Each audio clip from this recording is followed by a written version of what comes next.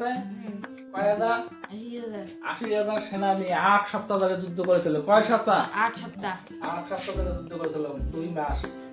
8 সপ্তাহ 2 মাস। ঠিক আছে? যুদ্ধ করেছিল কার বিরুদ্ধে? কনিষ্টাইন্টো নেপন। ঠিক আছে? নেপন। কনিষ্টাইন্টো নেপন।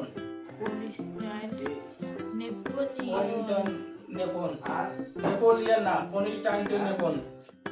ঠিক আছে? নেপোলিয়ন না। হ্যাঁ? একাদশ কনিষ্টাইন্টো নেপনকে হত্যা করেছিল। হ্যাঁ? কনিষ্টাইন্টো নেপনকে হত্যা করেছিল। ঠিক আছে? তারপরে শুরু হয় কি? আধুনিক যুগের সূচনা শুরু হয়। ঠিক আছে? কনিষ্টাইন্টো নেপনের পতন ঘটান। এর পতনের মধ্য দিয়ে কি আধুনিক যুগের সূচনা হয়। ঠিক আছে? এর ফলে কি হয়েছিল? কনিষ্টাইন্টো নেপন কি ছিল? মনে করো তো কি খ্রিস্টান ধর্মাবলম্বী কি ছিল? কনিষ্টাইন্টো নেপন কি ছিল? খ্রিস্টান ধর্মাবলম্বী। ঠিক আছে?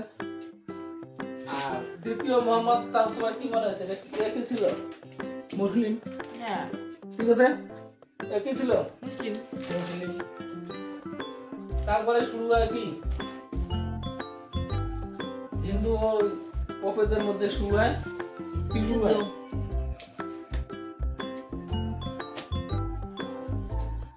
দক্ষিণ পূর্ব ইউরোপে ইসলামের অভিযান শুরু হলো। ইসলামের অভিযান শুরু হলো। ঠিক আছে? ইসলাম ধর্ম অভিযান শুরু হলো। ঠিক আছে? কনিষ্টাইনকে হত্যা করার পরে দক্ষিণ পূর্ব ইউরোপে ইসলামের অভিযান শুরু হলো, যার প্রভাব ইউরোপের সমাজ, অর্থনীতি ও রাজনীতিতে পড়ে। কোথায় কোথায়? রাজনৈতিক, সমাজ, অর্থনৈতিক ও রাজনৈতিক সমাজে পড়ে। ঠিক আছে? রাজনৈতিক প্রভাব পড়ে। কি করে? প্রভাব পড়ে। ঠিক আছে? বুঝছো? এদের প্রভাব পড়ে। এর ফলে কি হলো? ইসলামদের শুরু হলো, অভিযান কি হলো? শুরু হলো। ফলে ইউরোপের পণ্ডিতরা কি করছিল?